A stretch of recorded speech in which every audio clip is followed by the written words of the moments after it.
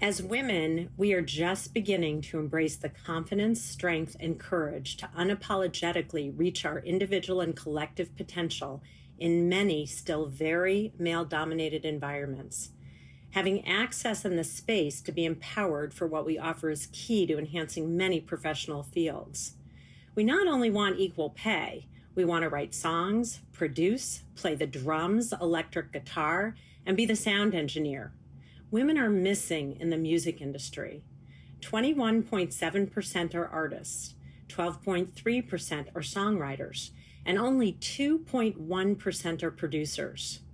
That's beginning to change with the organization we are featuring today. Welcome to Small and Gutsy, a podcast featuring interviews with nonprofit and social impact organizations under $10 million. My name is Laura Witkoff, and I'm excited and proud to be your host. My hope is that you love the stories as much as we do, and perhaps you will find needed services, a job, volunteer, or donate. Feel free to pass along any valuable information you hear today to others, and remember to send me the name of any organization you'd like featured at reachus@theintrinsicgroup.com. Founded in 2016, Girls Are Loud creates a positive space for female artists to collaborate, network, make lasting friendships, and great music together. Located in Los Angeles, a musical capital, but one that is very male-dominated, Girls Are Loud is changing all that. Their mission is to support female instrumentalists, engineers, producers, and videographers. Building an organization for women to feel welcome, to express their artistry, their brilliance, and be appreciated cultivates authentic beauty that registers very audibly. I'm super excited to introduce my guest today, Leila Kumble, founder of Girls Are Loud. You, Leila, are a rock star in my book. You are the only nonprofit of this type around that I know of. You support any artist, and the beautiful catch is that the support team for that artist is all female. So let's get started. Welcome, Leila. Share your passion about Girls Are Loud, your deep connection and commitment, and what led to your starting this. Well, I'll start with what led to Girls Are Loud, because let's start at the beginning. I started Girls Are Loud because I was working with composers, and I noticed that there were not a lot of female composers in the field that I was aware of. They weren't at the forefront, and there seemed to be a real gap. And I met this composer whose wife helped him score a film.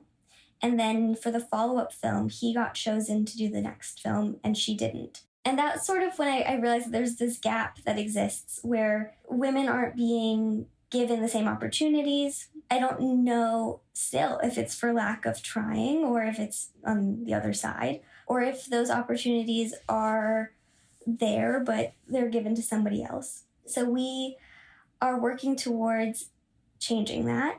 And I had an idea in college when I was younger about doing a Wrecking Crew style recording studio. Wrecking Crew style production gets its name from the Los Angeles production team behind some of the most iconic music of the 60s and 70s. The idea is to have a collective of musicians, a house band of sorts, familiar with each other's strengths and who are ready to collaborate with whomever comes into the studio.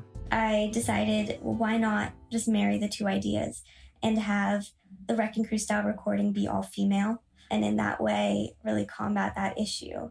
In doing that, I've learned that there's a lot of women in music that are in the classical field and want to cross over into contemporary music and can't find that pathway. And this is a really great way for them to do that. It's also a way for them to meet one another, empower one another, create a community around what we're doing. They're all aspiring musicians and are just looking to find a way to find more opportunities to do what they do. So that's sort of the beginnings of Girls Are Loud, where it was really that one moment with that composer and realizing how unfair that was and wanting to change that. It's so interesting because coming from more of a classical music environment and not having those opportunities, you saw that link between women wanting to be able to cross over and not having the access points to be able to do that. Right. The more women that I talked to that were composers, a lot of them sort of told me, like, you know, I'd love to be on a rock album someday, but it's just not going to happen. And so I I'm doing this classical thing. I'm in the symphony. I'm scoring film. And then even within that space, it was hard for them to break through. It's sort of saying like, no, you don't need to adjust what your dreams are because of the situation and still be disappointed. That's not right. And how can we make the actual dream happen? And looking ahead, like we are hoping to eventually go into helping them become better at being a composer, being in the symphony, if that's what they want to do as well. Right. One doesn't preclude the other. You can do both. And so many people have in the male world, and why can't we bring that to the female world too? Exactly. I was in kind of researching Girls Are Loud and learning a little bit. I was really surprised by those statistics, I have to tell you. I really didn't realize how low they were. And I'm wondering if, have people said I'm really surprised by that? I didn't know. Unfortunately, no. A lot of people are aware that there's this big gap. To be fair, I do talk to a lot of people in the music industry itself. So there is a lot of awareness, but there's very little being done to change it. USC Annenberg did this report that created a lot of buzz in the industry that released all those statistics. There is definitely work to be done in terms of diversity and inclusion.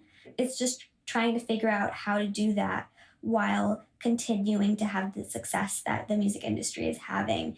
And I think people do worry that if they change tacks or change their approach, they might lose things that are working right now. There are definitely great groups that are working to change that. But there is awareness about these statistics, and like you're saying, it shows that there's a big need for a change. And I do find there's a lot of crossover statistics that are interesting, like the number of women in classical music as violinists isn't a crazy low number. I think it's something like 49% of violinists in the symphonies are women. But then you look at rock music and the number goes down to like 7% or something like that. Don't quote me on that, but the numbers, they're just like quite disparate as you change from classical to contemporary. So it's not the concept of music or the sensibility or the talent. It's actually the pigeonholing of females in a more traditional classic sense, and the not recognizing that the same talent can be in contemporary music. Right. Yes, exactly. I think it's a lot of women saying, I think the classical way means that I have more access. And so they'll go that direction because it's safer and it's working.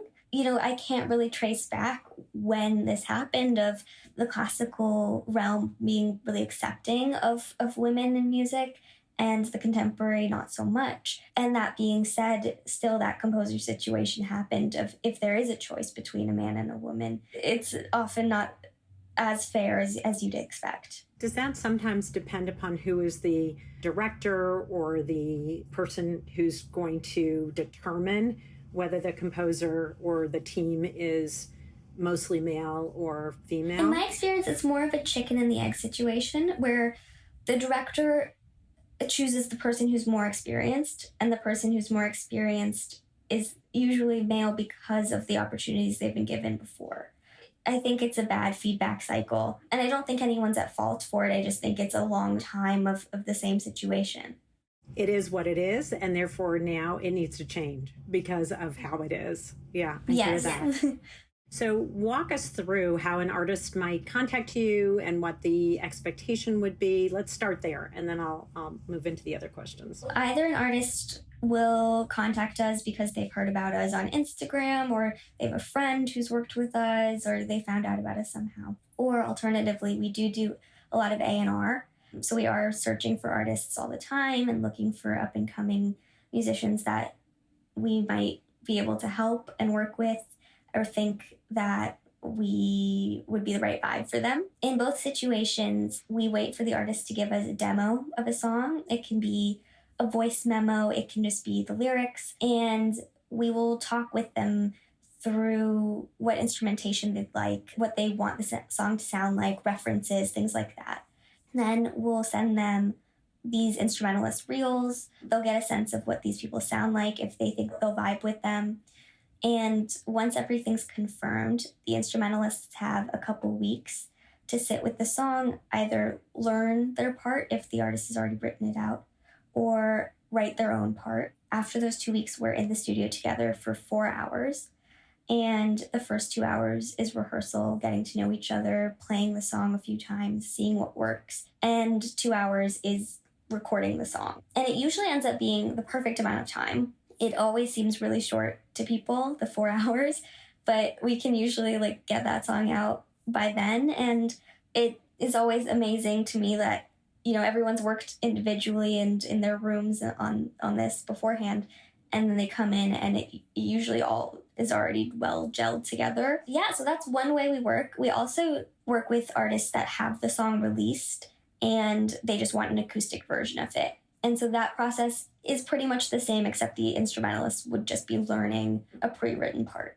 So interesting because it doesn't matter, it sounds like, if the artist is male or female. What's beautiful is the pre-work that's being done and the coming together, and somehow those 4 hours become a unification, become the impact or the outcome of what everybody's put into it. Yes, exactly. Yeah. And it is pretty exciting to see how committed everyone gets to that pre-work. They all just really want the best for the artist, and some of them will send through voice memos over those 2 weeks of rehearsal. Please ask the artist if this is in the right direction, if this is right. We just want to make this the best possible. And so there is a lot of collaboration and a lot of sense of community through the whole process. And you do make a good point. We don't have any issues with working with a male artist or a female artist. There just felt like there was no reason to limit it. At the end of the day, we just want as many women in the room as possible. And if we limit the pool even more, we're once again limiting people's chances. How would you define your core business outside of the artistry the artists that you support? Can you share a little bit more about that? We put together all female teams for artists to record singles, and we shoot music videos as well. And our core business is empowering women in music, primarily producers, engineers, and instrumentalists. Say more about the videography. When we record our songs, we have a videographer present so that we can get a music video of the experience. So the artist will leave with a master and a music video. I love that. I actually think on your website, there's a lovely video of that. Yes, we do have a music video page, and then our About Us page has a compilation of a few. I thought it was great and really well done. And for me, it was so beautiful to see a violinist, to see someone on a keyboard, to see a guitarist. I mean, you kind of get the whole gamut. It's really remarkable. We also make sure that through sessions, we don't always have the same musicians in every single session. So we do try to switch it up, and there's always different people in different music videos and different sessions. I love that because you give everybody an opportunity to participate. So it's really building that collaboration. Definitely, yeah. We want to make sure that we have a big Rolodex of people and are constantly shuffling throughout them. Share with me maybe one or two projects that you're most proud of. Sure. The first one that I would say, which is the most recent, is we did a session in lockdown. And that was pretty crazy because I had never recorded over Zoom. We sort of went into it really trying to hone in on the logistics of this. Technical things, how would it work sound-wise, really getting into the nitty-gritty. It turns out it was very similar to what real life would be like, which is really crazy. And it almost felt more special and close. And again, that sense of community really came through, which I think made me so proud because we really needed it. And it was just so exciting that you can feel that way while in your room and in lockdown. And yeah, everyone was so happy to be part of it because they hadn't been with other people or hadn't been working on music at that point. What a gift you gave them in some way to carry on and do this knowing, or at least initially feeling, this is going to be so different and so hard.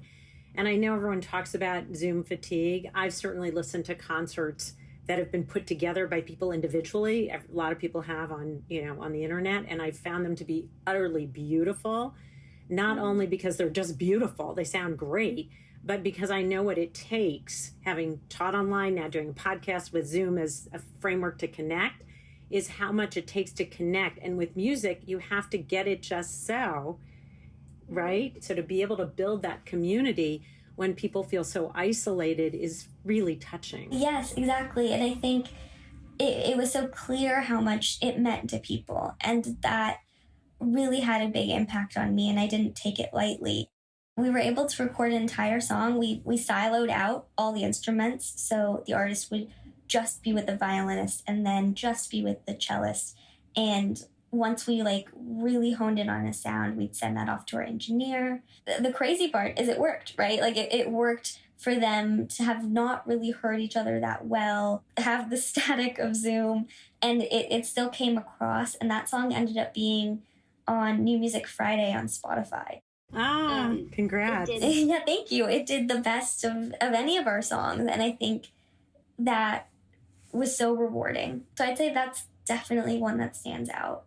I think that's the silver lining of COVID. If there can be a silver lining, it's being able to continue to do the good work. Yeah, and I really do think the way that it feels connecting with people in this pandemic is, I'm so much more grateful for those moments. The other one that comes to mind, which I guess is kind of funny because it was a fundraising event. We threw a show at the Women's Club of Hollywood. It was really well attended, better than we expected. We had never thrown a show with just us as the promoter, and we had a full female bill, artists that I admire and handpicked, and to see the number of people that showed up, that were excited about it, that really responded to the idea of having a full female bill. We ended up recording a session with one of the artists that played on that show, Bailey Barrett, and it led to a lot of relationships that I still have through Gal. That was a really special event. It was special to see all the people that are fans of what we do come together in that way. You know, working in this nonprofit, I don't have really a team. I have a lawyer, an accountant, and a rotating list of interns sometimes. And so to see people supporting what we do, it was very humbling.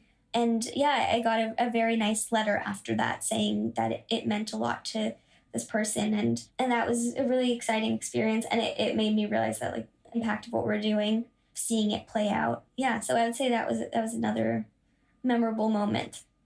Huge. And it's, I hate to use this kind of cliche, but if you build it, they will come, and you are building it, right? I hate to be too cliche, but I couldn't resist it. Share the significance, because I think you've already touched on some of this, of an all-female team for any artist. I think the significance is different for different people. I worked with a artist. She, had 2 tours, had done 2 major albums, and she'd never worked with other women in the room, in the studio. And so to her, it meant I don't need to be self-conscious anymore. She felt like she had to prove herself in a lot of rooms because people would look at her and say, are you the assistant, or are you someone's girlfriend? And so she often felt like she had to prove that she was talented enough to be there. And she said that was really liberating to her. To some people, it's the feeling comfortable enough to speak up. To the women who are behind the scenes and not the artists, it's been seeing people that are like them and doing what they do and want to do, and having that unity between each other. I think that means a lot to some people in terms of not feeling so alone. For me, I would say the best part about it is watching them be able to build each other up. I think there aren't that many women in music that get these opportunities. And so when they do, there is a real sense of paying it forward and continuing to work with one another. And so for me, seeing an artist and a violinist really hit it off and then decide that outside of Girls Are Loud, they're going to go tour together, that is the coolest, right? And that, I think, showing how they can support each other and empower one another, that's been exciting to see. And I think that happens in a room full of women together because of the shared uphill battle. Shared uphill battle, shared interest in making good music together, and the safety part that you talked about, the feeling supported, feeling like I don't have to explain why I as a female play this instrument or want to produce this.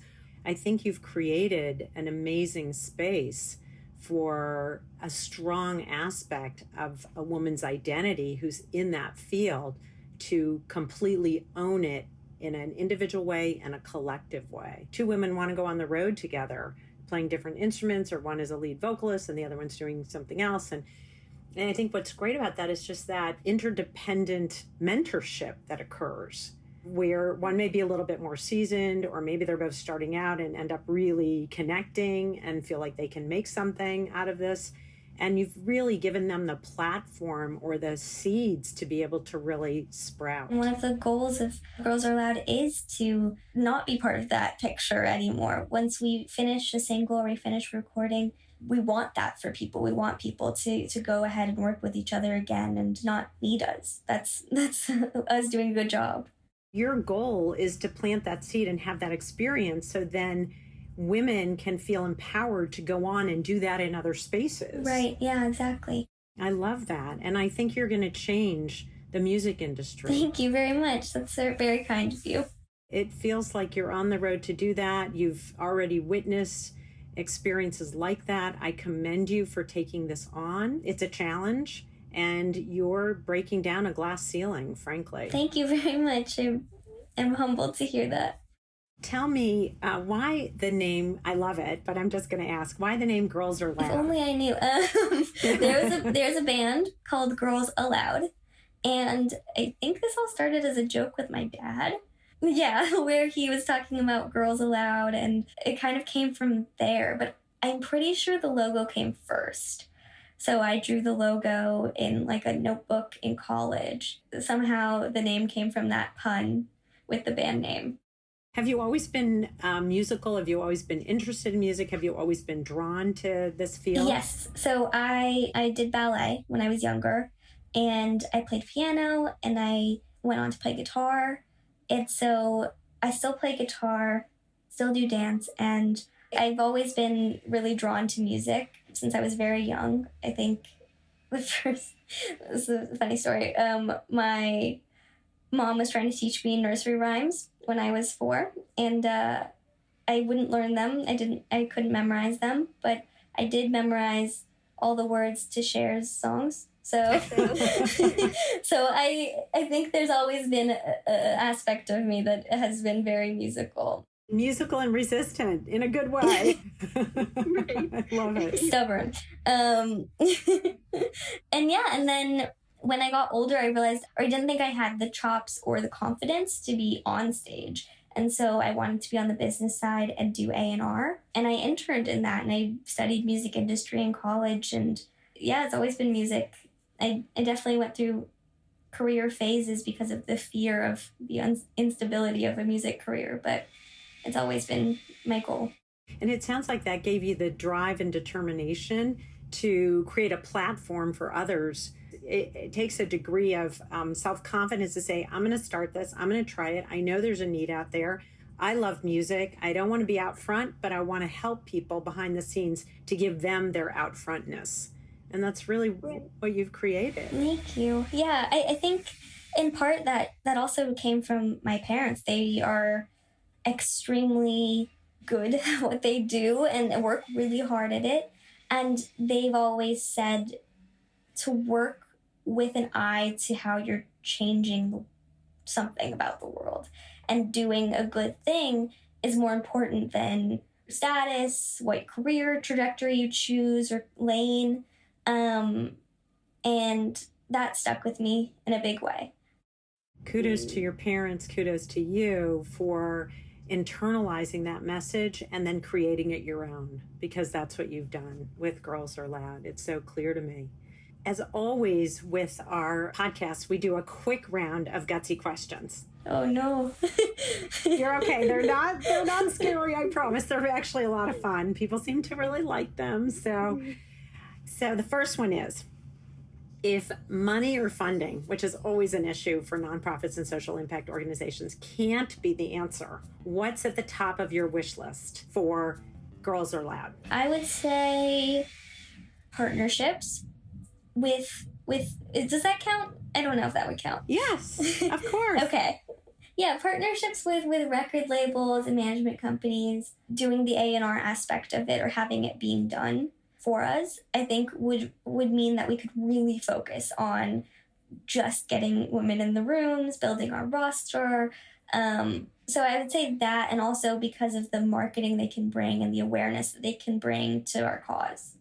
I agree. And I understand why you asked the question, because it's kind of like funding, but in a way, you're building a partnership where you're an equal partner in that construct. So the wish list is partner with us, you do your piece, we're going to do our piece. So, and by the way, because I have a consultant on, obviously, in my regular job, and a professor, is one way that for-profit organizations in the music industry can think about partnerships is through a corporate social responsibility lens. So they're making a social impact by investing in you, right? Because you're changing the landscape of the music industry. So I'm just putting that seed out there to whoever's That's listening. good to know. Okay, so tap into those. They're really good. Okay, next question. If you, and this for you is going to be really interesting. If you were to think of a song that describes Girls Are Loud, what would it be? And you can use a Cher song if you want to, since you've memorized them all. Probably It's a Man's World. Not to be too on the nose, but it's a very good song. And I think it really describes what we're doing and sort of that interdependence that we need to have in the industry. What makes Girls Are Loud gutsy? Because you're definitely gutsy. I'd say changing status quo at the very basic level. We, aren't taking things on the face at all. I think what we're doing, it's definitely hard at times because there isn't a template, but there's no other women in music organization that is taking a directory and organizing things with that. And so even within our own realm, we're trying to start a new way of doing things. And you're doing it. So what is something that outsiders or maybe even insiders don't know about Girls Are Loud? That most of our roster is bolstered by people that recommend other people. That it really is like the testimonials of the people that we've worked with that have built the foundation of this organization. I think that that's been huge for how we've grown and how we've adapted through time. And so we owe a lot to the people that we've worked with in the past. And I think it speaks to the professionalism of your team that you pull together and the female artists that you bring into the space in the room. The fact that they'll tell somebody else, this was a fabulous experience, high quality, and you need to try them. So this last question is going to be a little hard, I think, because there are probably so many. But if you could get one celebrity or influencer to endorse or talk about Girls Are Loud, who would it be? I have thought of this one before, and there's a rotating list of artists that I'd love to do a session with. I feel like Dolly Parton would be the coolest one, though. Oh, I love her. Okay, Dolly, if you're listening, we're going to hashtag you on this. Get into Girls Out. She'd be fabulous. Yes, she already is such a philanthropist. She was in 9 to 5. Like, she's such an icon for this. She's an icon for sure, and she's done so much in terms of her own social impact, and she believes in women empowerment. So I couldn't agree with you more. What a great choice. Fingers crossed we can get her. Let's put it out there into the podcast world. We'll try. Any other last comments or thoughts that you want to share with us? You've been a delight to speak with. Thank you. You as well. I'd say Girls Are Loud is growing. We are starting to figure out how to become scalable, and we just want to work with more artists. So anybody that's interested, we always want to hear from them and are very open to collaborations and figuring out how to get more women in the room. And yeah, I'm so excited to be part of this community and to learn more about women in music that are trying to make it and help them on their journey. So feel free to reach out, I guess. Yeah, that was my next question. So how do people find you? What's the best way to find you? Probably our website. It's girlsareloud.com. And there is a contact page, and you can say what you're interested in or why you want to reach out, and that email gets directed to our team. That's great. So folks who are either artists or interested in being part of the team or already have recorded can still reach out, and you'll get a team together and work with them, and you'll be able to meet with them. Definitely. So I am going to open it up because my sound engineer, who's an engineer, he's male, but I think I want his voice in this discussion. Do you have any questions I haven't asked or anything you want to say, Pavel? I suppose I just want to say that this is really, really cool. And, just even thinking about the studio environment, when I'm just like picturing in my head, it's such a boys club, and, we're all adults. You can't just say like, no girls in the clubhouse. We're missing out on so much awesome music that could be made. Basically half of all people are women. I wanted your voice because of also what you just said, Pavel, which is, it's not like, okay, it's a clubhouse and you can't come in. But in a way, there's been a door that hasn't allowed females to really feel welcome. And so I think Layla Kumble is changing that with Girls Are Loud, and anything we can do to support and change that. And so I wanted, because this isn't my field, you really just acknowledged what exists in the field that Layla was talking about.